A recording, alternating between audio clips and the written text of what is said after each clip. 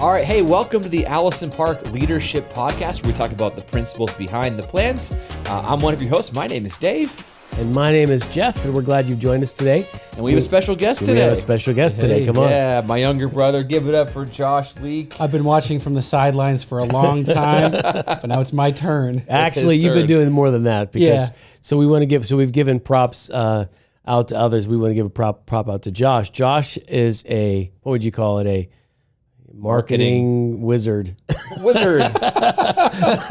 Yeah, wizard. So he has been helping us title and market our podcast over the last couple of weeks. And actually, we have seen quite a few new listeners. So we think that's a big part of it. So thanks, Josh, for what you're doing for the podcast. So we figured he could help us market better from behind the camera or in front of the camera. No, just kidding. But Josh is actually on. We're going to have for the next couple of episodes, so he'll be on with us as a guest. So, again, Allison Park Church is a multi-campus church in Western Pennsylvania. We have 6 physical locations, online as well.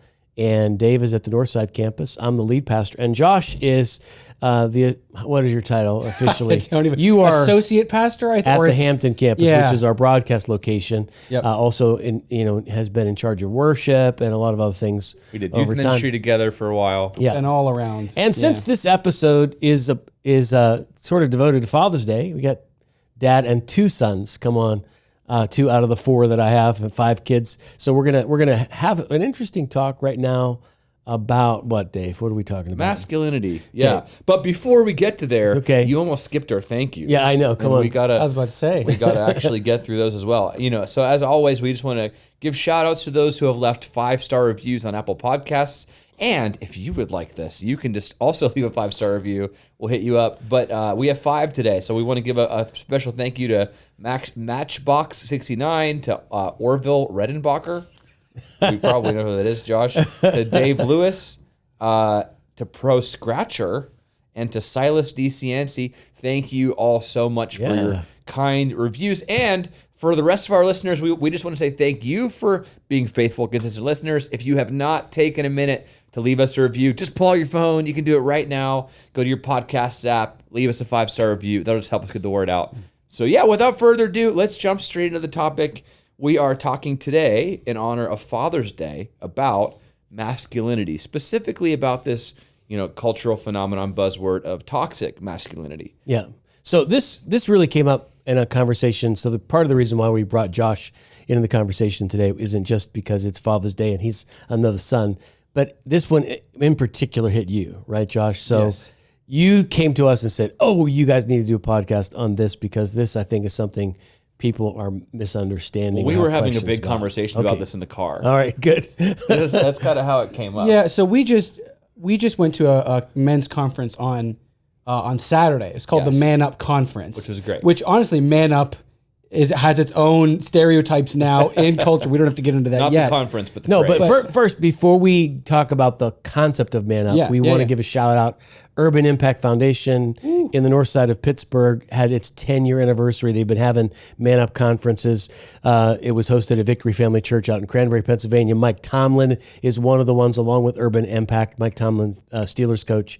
And it is for the purpose of helping men love their wives, raise their kids, and be fathers to the fatherless. And this is a big part of what Urban Impact does. So they have used this term that really fits the challenge to my generation, the boomer generation and older, which it very much resonates with us to say, come on, man up, let's go to a conference and man up together, right? That phrase. Now, we're going to distance ourselves for a minute from the actual conference content and title, and we're going to now, without any slam on that as a title for a conference, talk about the general idea of if you say man up to somebody in today's conference, how that might be taken. Today's culture.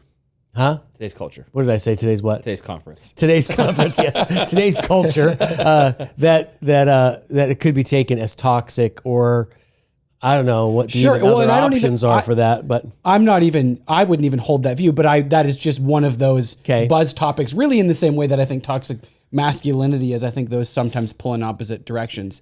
But I think what started this conversation was, so one of the things I've been more involved in over the past year is men's ministry. And then Man Up Conference was a part of that, of attending that. And I think what I expressed to Dave was that I have, as part of the younger generation, sometimes felt like I didn't know where I fit in terms of my masculinity, because the way that the older generation has defined it, at least to me, how I've sometimes felt almost outcast, is it's defined as stereotypical, rugged activities, working with your hands, going camping, being into sports. And I'm not against any of those, but as somebody who just didn't necessarily identify with any of those. You love camping. You took Dave camping. I never got never again. Just kidding. That was the last time. I actually like a lot of those things, but yeah, camping is not high on my list. Can I like bring out some of the stuff that you were talking about? Absolutely. So we're talking about what would a conference that is sort of like for men that would attract also younger men, what would that look like? Because your stereotypical man's conference is like bacon, hunting, weightlifting, football, you know what I mean? Rub dirt in it. Like, and it's just like, there's a lot of guys that are like, this is stupid. Like, I don't identify with that. I play video games. I'm into music. Like, you know, I don't know, whatever it is, intellectual topics. I feel like most of the older generation identified with one of those things, though. Sure, yeah. And that's some of where I feel like the disconnect has been. We all identify with bacon. Yeah, everybody can identify at least a little bit with that. None of us are vegans. Well, if you're vegan, you don't. I guess that's true. Not even bacon. Yeah, even that's different. But I think some of what, as I've talked to some of the people that I know that I'm friends with, other guys, and maybe people who have issues with it, there's a feeling like the definition of what it means to be a man has been too narrow. What even is the banner of masculinity, let alone godly masculinity, that we should all kind of wave our flag under and be championing, and what is unhealthy, what's toxic? That's what there's been a lot of question about. Can I expand on this? Go for it. Okay, I'm sorry, I keep jumping in, but this is an intriguing conversation. So we're talking about a men's conference. What would this look like if it's going to attract younger guys as well as older guys? Because some of that older marketing for those things is not always as inclusive or attractive to the younger generation. Josh is 28. I think people that are younger than you might feel it. Some people might even feel like that's stronger. And we were talking about how there are more clear things with femininity or with women that you can rally around, positive things. Like, women are empathetic, we stick together, we're a sisterhood. That's our women's conference. There's all these like positive traits that are positive in culture and also that are positive in the church world, and that are sort of there. You can see the biblical roots of those. And so it's easier in a sense to say, like, this is what we're talking about when we're promoting the sisterhood or womanhood, or how we're going to come together and strive for this. But when we're talking about it with men, there is a little bit of a generational cultural gap. And I think part of the reason is, this is what I think, part of the reason is there was one definition of what it meant to be a manly man in your generation that has slowly over time, in my generation and kind of especially probably in the upcoming generations, been questioned. Is this a healthy thing? Is it a good thing?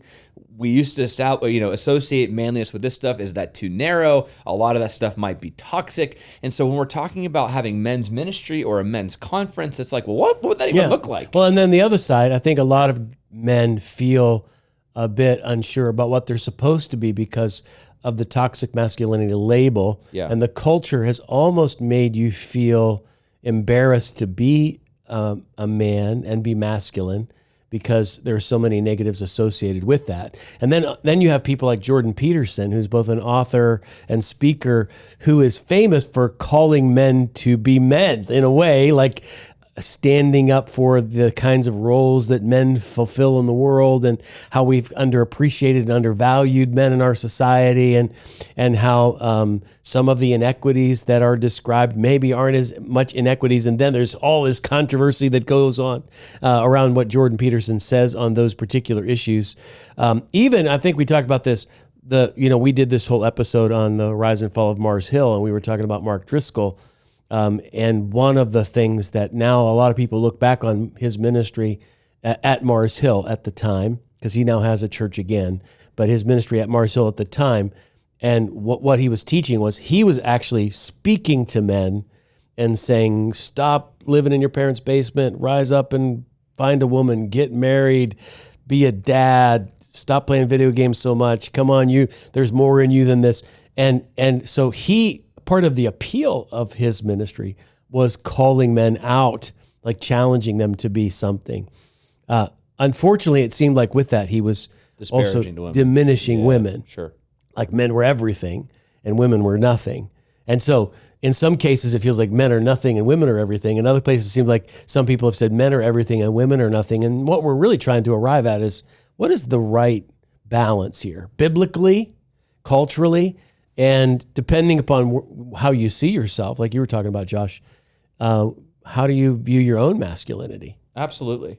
Well, and Josh, okay.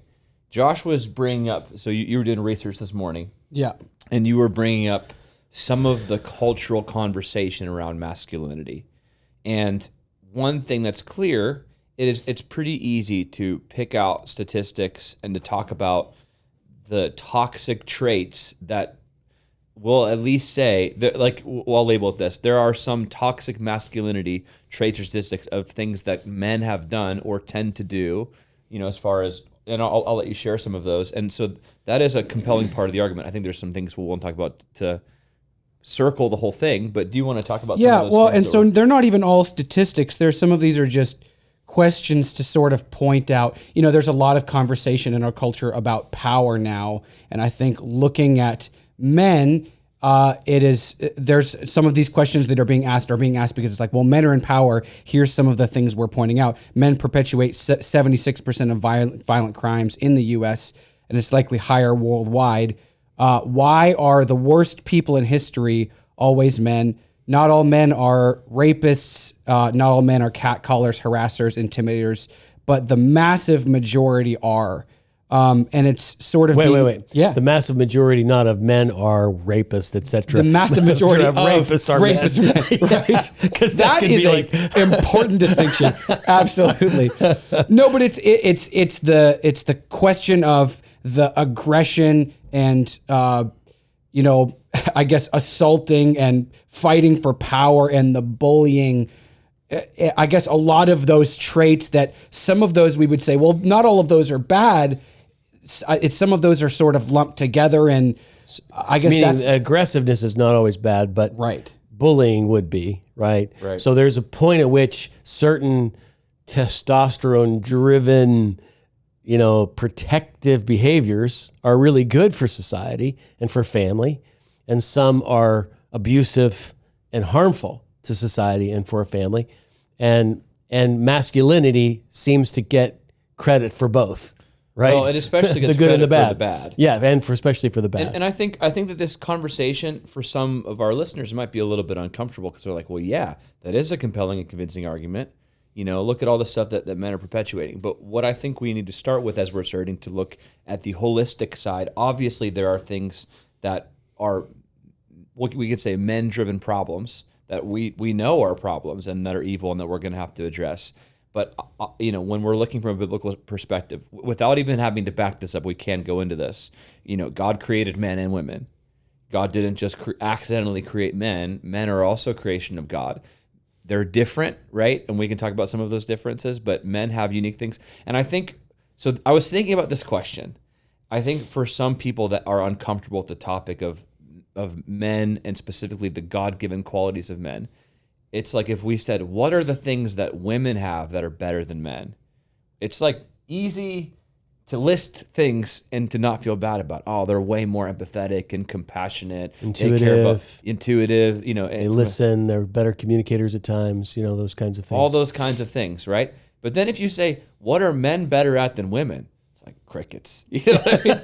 You know what I mean? Oh, I don't know if you want to say this, if you want to say that. And it's like, well, how does that make any sense? Okay. But essentially, if that question makes you uncomfortable, at least in our mind, we're trying to act like the reality is that men are inferior. Yeah. Well, they really don't have anything that's better. Women are also strong. Women are also this. Well, like any attribute that we could have for men is also just as true for women. You're on the edge of cancellation, Dave. Come on, you better slow down. All right, but here's the thing. So we do want to step back and say there are stereotypes for both men and women. Not all women carry these strengths and weaknesses. Not all men carry these strengths and weaknesses. But traditionally and biologically, because of our makeups, there does tend to be some things that are intrinsically true of masculinity and femininity that are not inherently evil.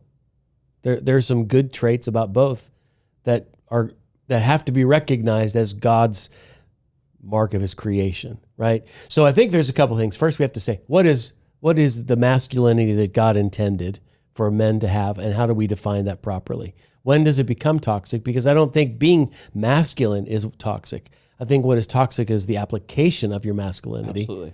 Right? And then how do we discuss and celebrate the positives of biblical masculinity without being diminishing to femininity? Yeah, and encourage men towards that and have something to shoot for that feels, something that all men can be a part of. Yeah. Because again, without becoming feminine. Sure. Right? Yep. So being a masculine person by the biblical definition, without having to feel like you're becoming feminine in order to be a decent human being in the world is that where we're headed? Yeah, basically.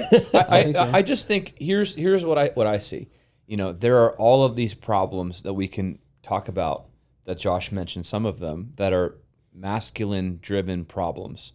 But there are so many problems that are because of a lack of masculinity in certain situations. Sure. And there are so many amazing good things because of things that have been done by men, by heroic men. Yeah. And so I guess what I would love to, I don't know if we can accomplish all of this in this podcast episode, but what I would love to do is start to make some headway in a conversation about modern Christian masculinity, to where a guy can be proud to be a guy and to say, well, that's just not the way to be a man. They're using this incorrectly, but I am proud to be a man in the way that God created men to be.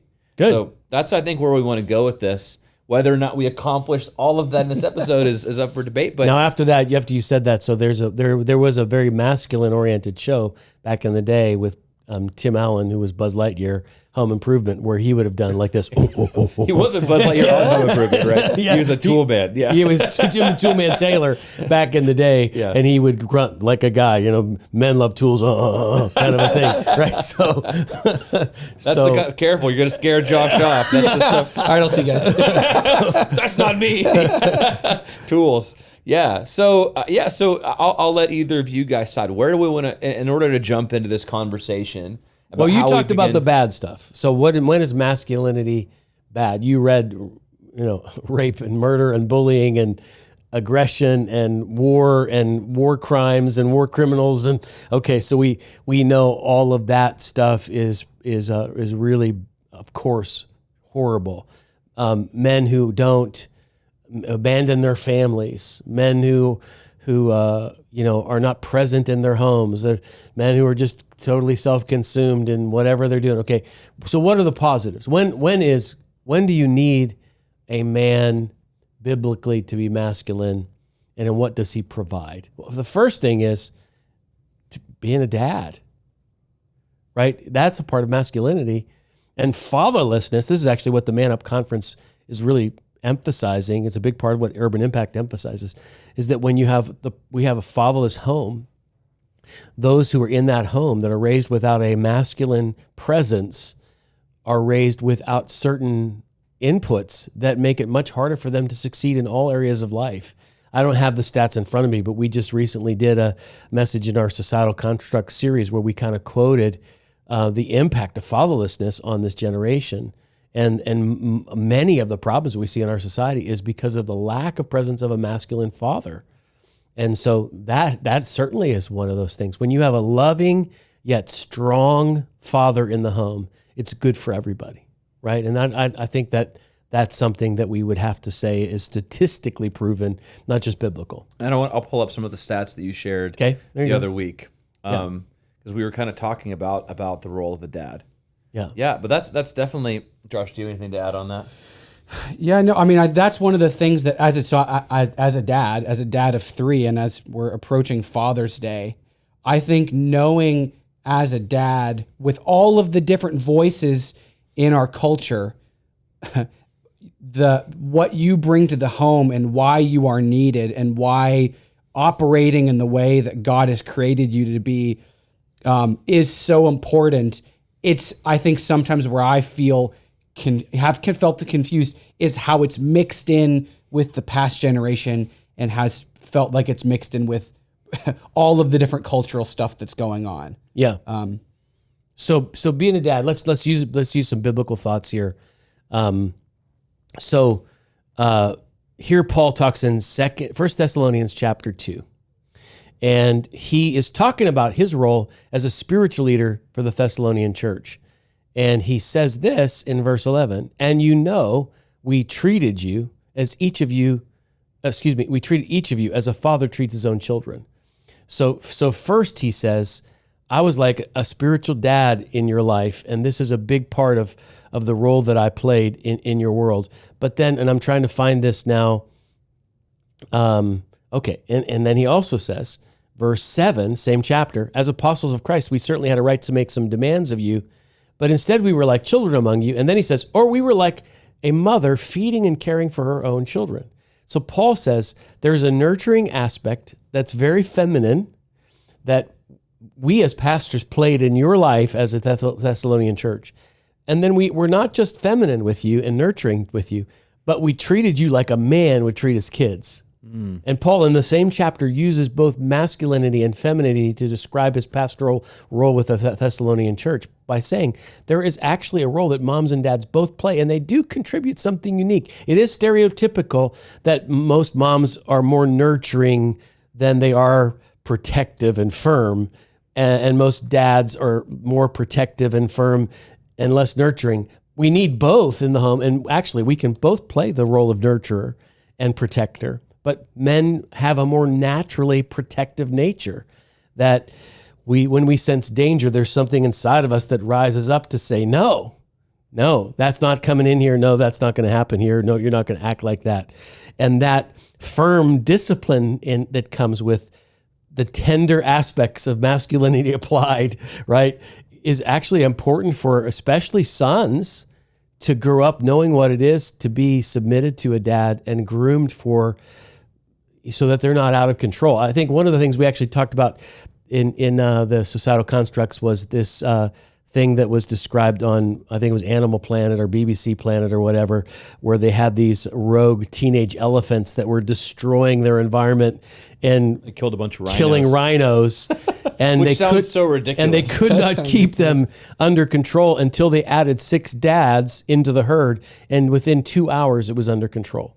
There is certain levels of strength needed to raise children. And I found your stats, by the way. Okay, there you go. And then you talked about from the stats from the Fatherhood Initiative.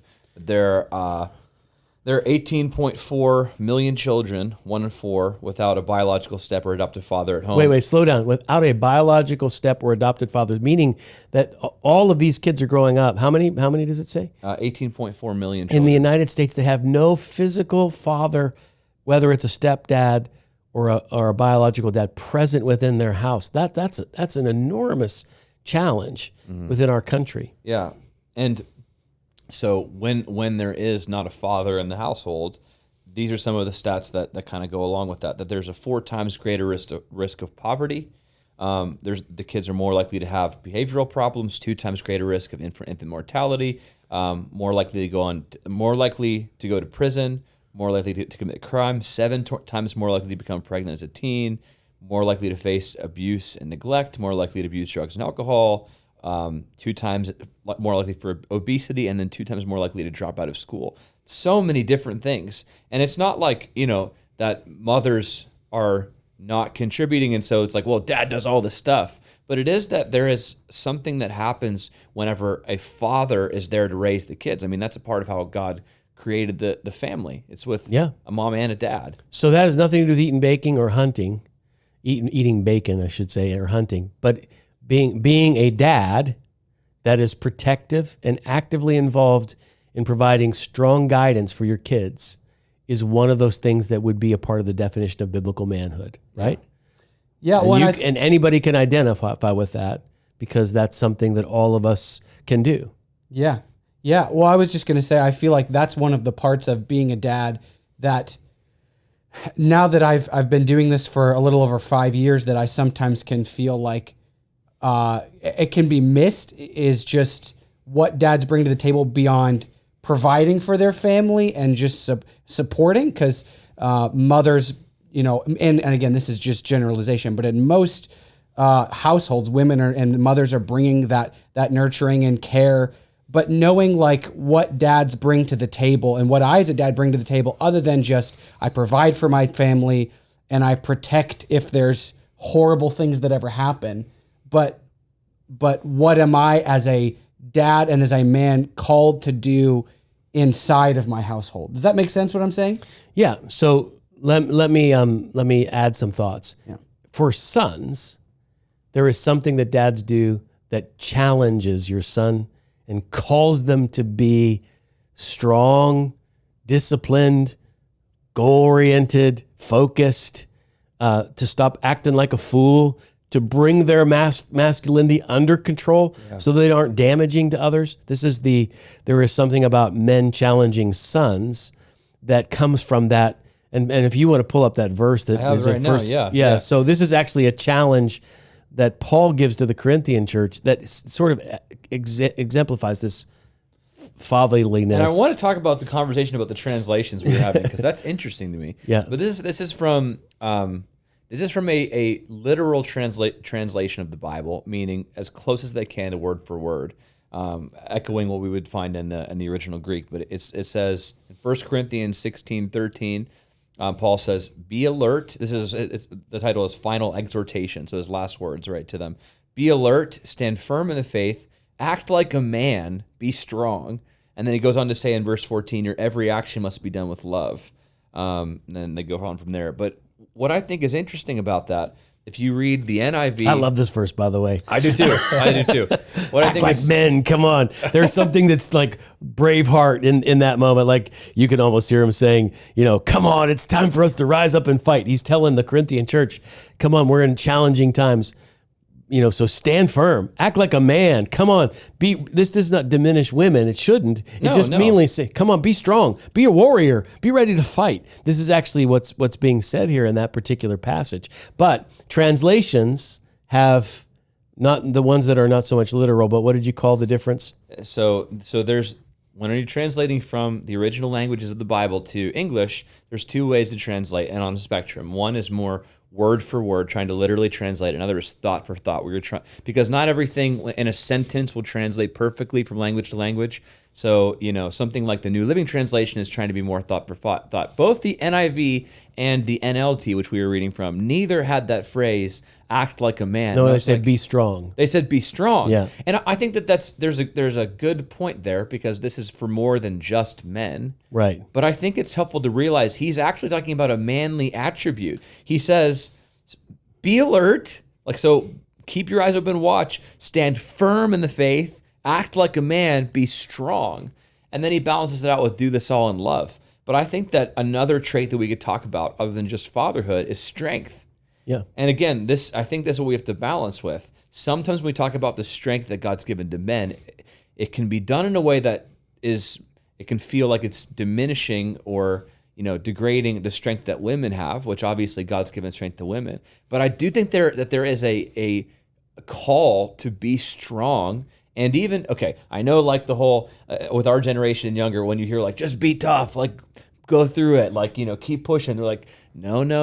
We need to be vulnerable and real as men, and we need to engage with our emotions and not just bury things. And I think what's happened is that a lot of people really on every side of the conversation has zeroed in on misapplications of strength that probably are unhealthy sometimes, where it's maybe sometimes abusive would be the exact opposite. Total extreme end of the situation. But strength is needed. But it's taking strength and saying look at all the problems. Look at all of the statistics that come from this strength. But I think the other side of the conversation is what we're pointing to. Yeah, and let's face it, there is something about male strength that is unique. Yes. So if I'm walking down a dark alley and 6 guys come up to me ready to beat me up, I want Mike Tyson there, right? I want, who's another guy that might be, The Rock. The Rock. Okay, somebody like that. As much as I might appreciate an athletic female who has some skills, I would much rather have Mike Tyson, because Mike Tyson is scary strong. Like, there's certain fights that when you want the strongest person that's there, and physical strength is one of the attributes that typically is attached to masculinity.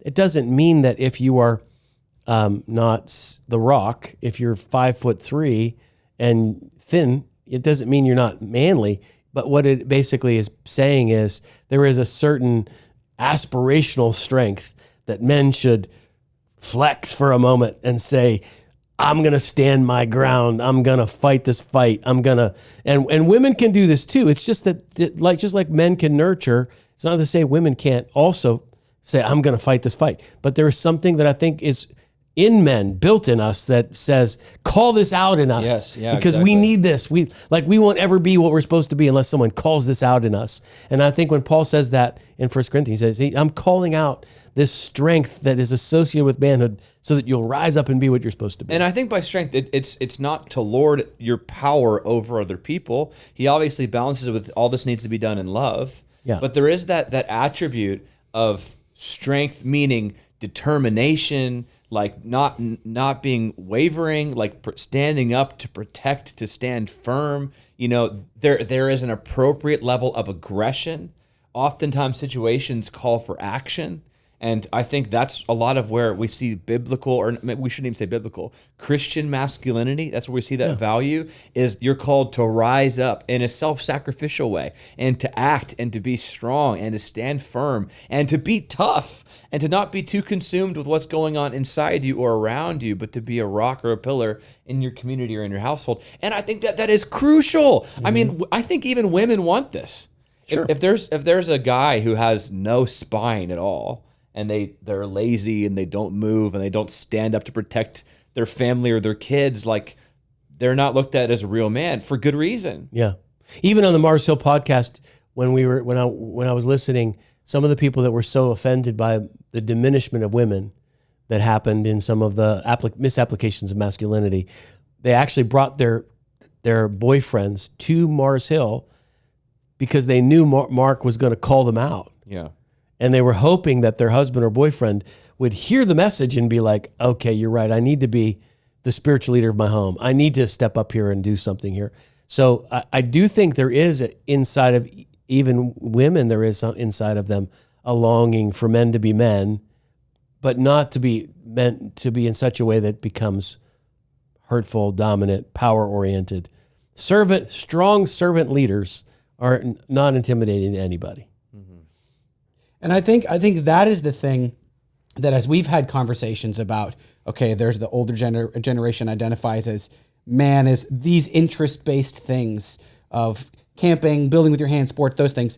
I think what I have seen in conversations and then just looking around with people who may resist those things is that desire and fascination with strength is still so prevalent. So even for guys that identify with none of the traditional masculine activities like those ones, I think still are very into fantasies of strength where men are created. It's the word fantasy made you uncomfortable. No, I saw did you mean like they're like watching anime or superhero movies? There is the feeling of fantasies. I mean, it is. It is what it is. I mean, that's what even what sports Being are. You're the watching underdog. Yeah. And rising to a challenge when you are against the odds.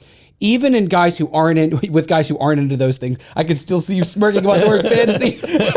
but that is present, is this desire to fight for what matters and to protect what matters against the odds. Yes, I agree. To stand up, to take a bullet for someone. I think even the call to sometimes die for what you need to do, like that can be for both men and women, but there's something in guys that needs to be called out in. Yeah.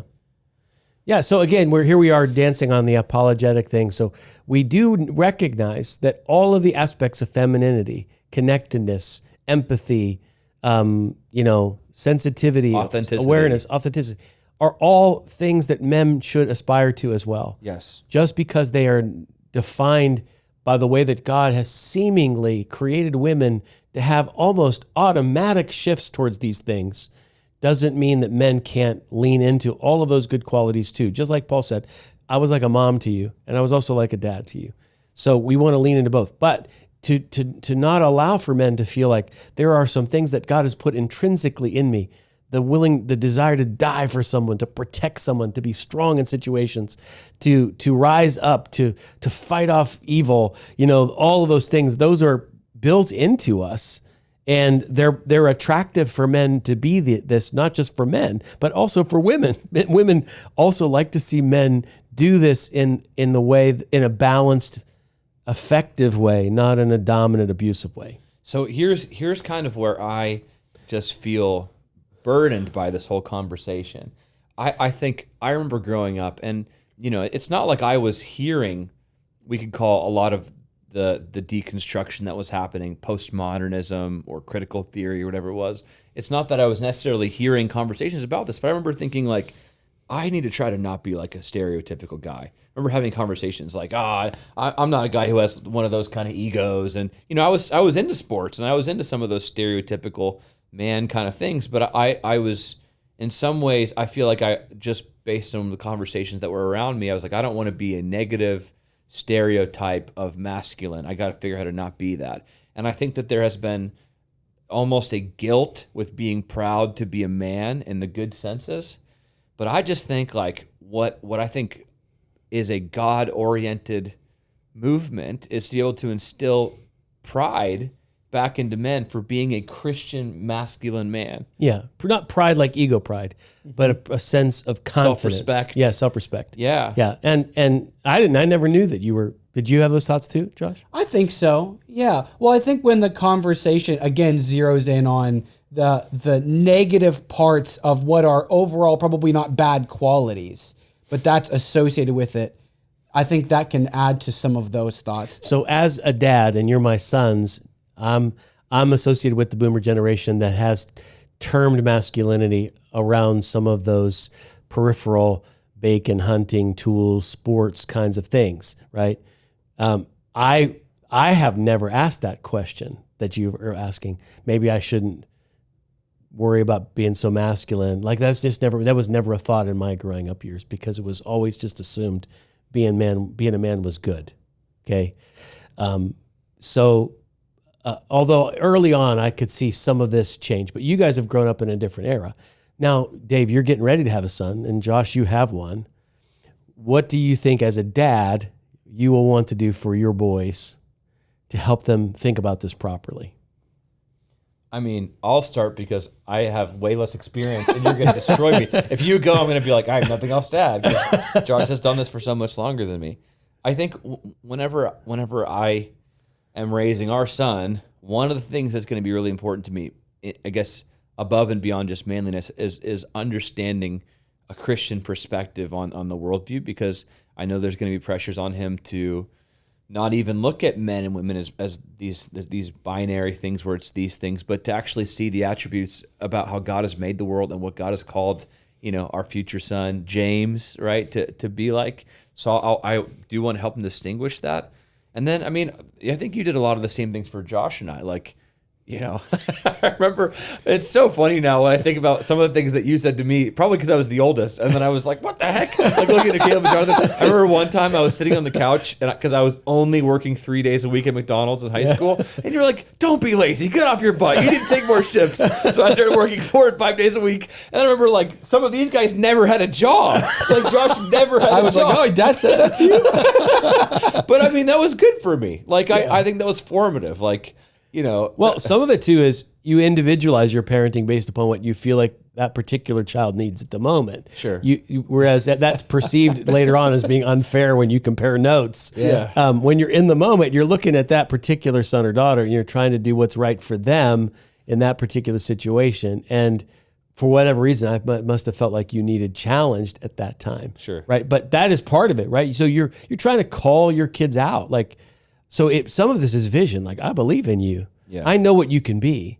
I see where you are now, and I'm trying to call you out. By the way, I wanted to circle back. One of the things I said was when you have a son, what dads do is we call things out in our sons. But when you have a daughter, like Josh, you have 2 daughters.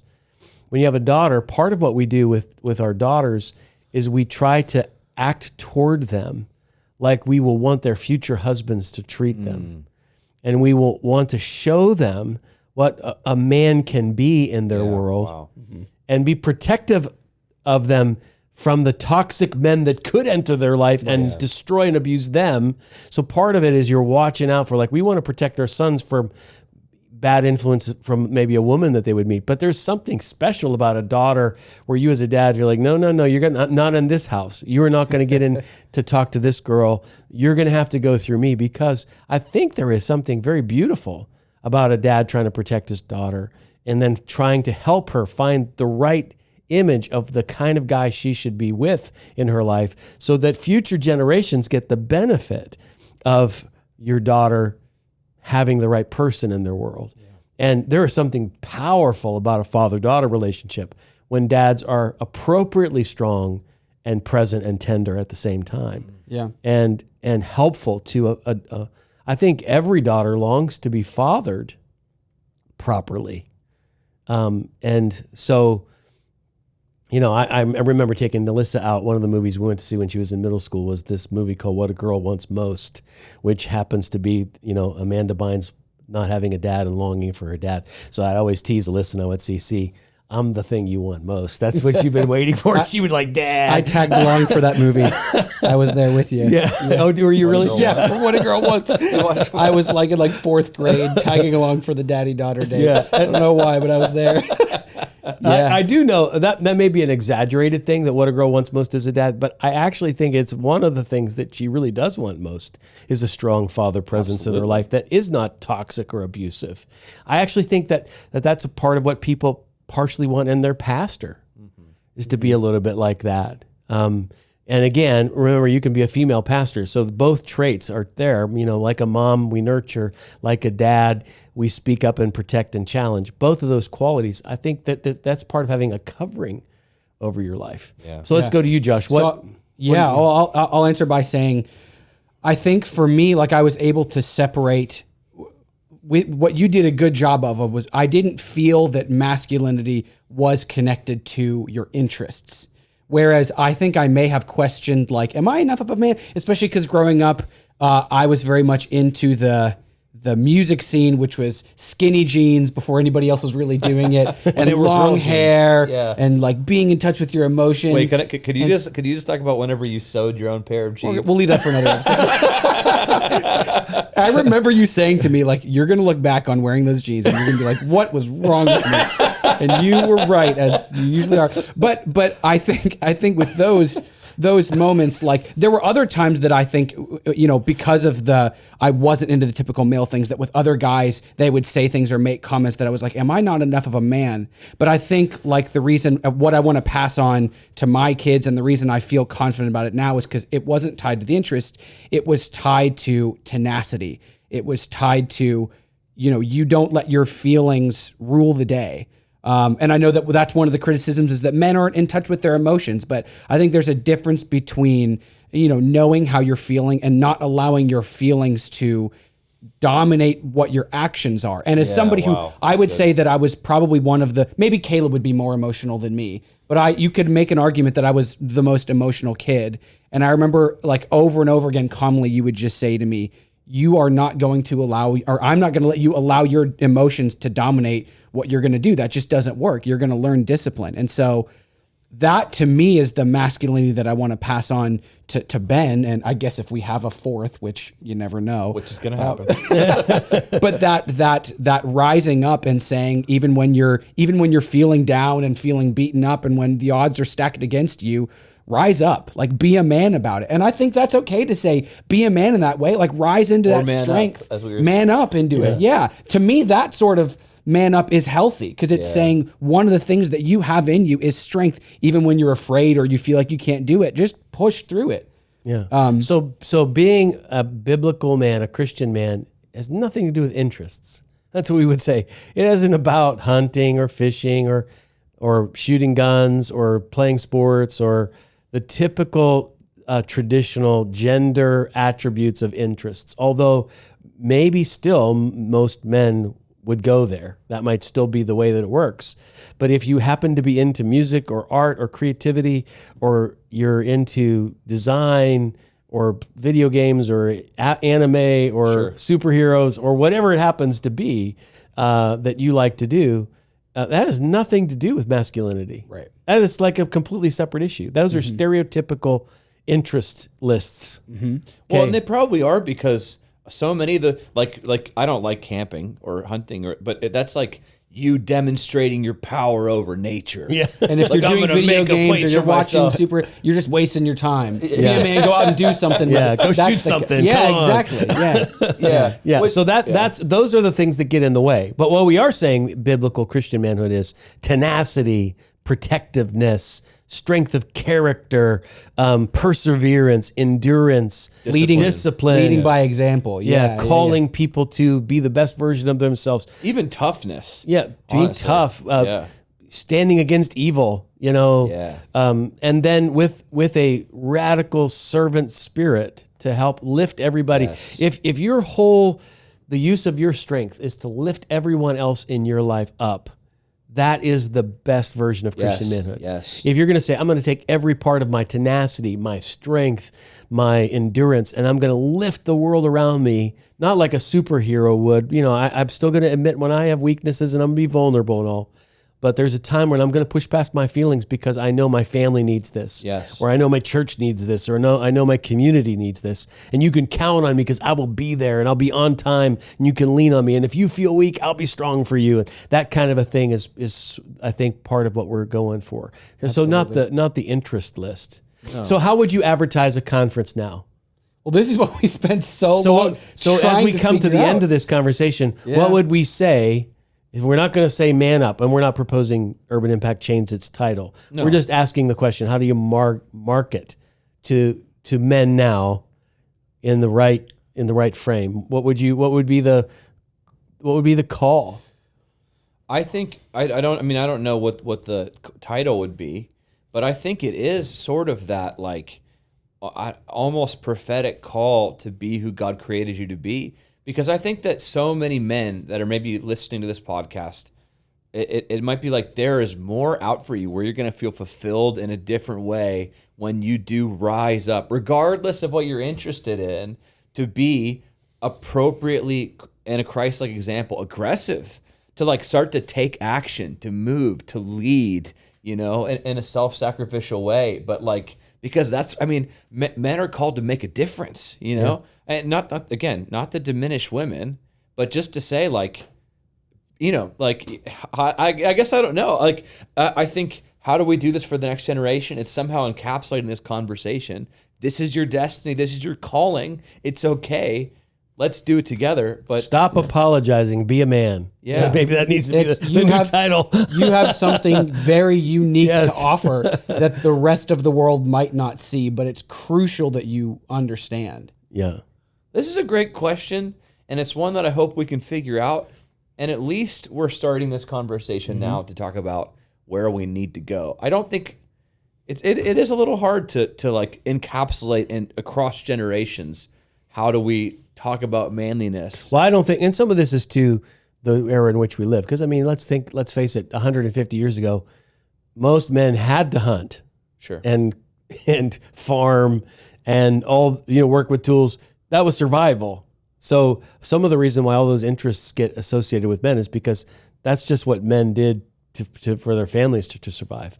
Now we're not in that same society anymore, and there's a lot more options. So many men have chosen different pastimes, hobbies, and careers and don't involve anything having to do with shooting something or building something or farming something or fishing for something, right?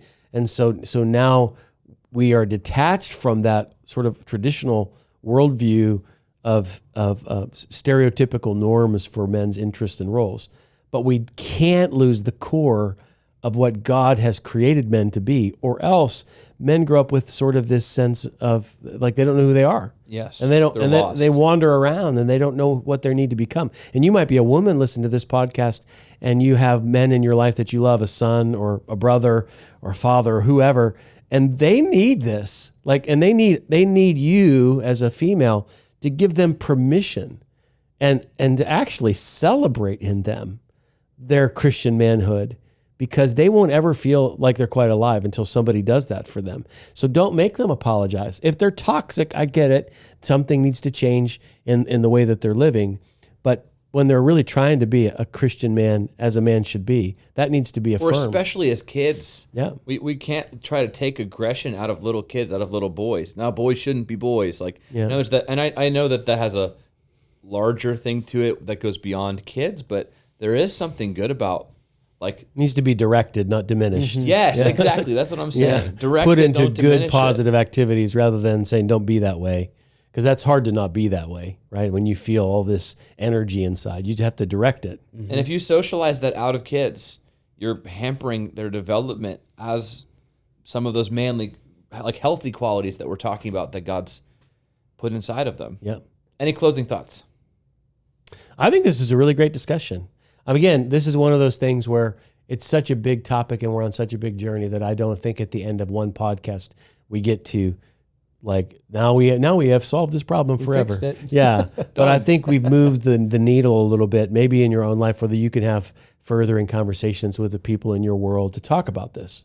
And if you happen to be, like Josh described himself, someone that doesn't fit the stereotypical norms, now you know what to lean into, right? And if you happen to like hunting and bacon, be that, no apologies, right? But yeah, Josh? I guess closing thought, since it's like right around Father's Day, is I think one of the biggest things that taking away from this conversation and from the Man Up Conference, and you taught a breakout on being a parent, is that your voice and presence as a dad is so needed. And in a world where, men and women, we're trying to equal out the power and all, there's all that conversation about that. Recognizing that you as the dad should lead the household and not lead by, lording your power over, but by leading by example and pushing the family to be better in a healthy way. I think that was just such a good reminder for me, and hopefully a good reminder for dads out there, of what you bring to the table is so needed. Being involved in your kid's life in a deep way and leading the family by example is very needed. It's another good conversation for the future that we could get into. But yeah, as we close, we just want to say thanks again for joining us for this episode. Please, if you would not mind, if you're watching on YouTube, you can like and subscribe. You can share this on social media. Again, you can always leave a 5-star podcast review on Apple Podcasts. We would love it as well. But we just so appreciate you for joining us, and we hope to join us again for next time. Have a great day. Until next time.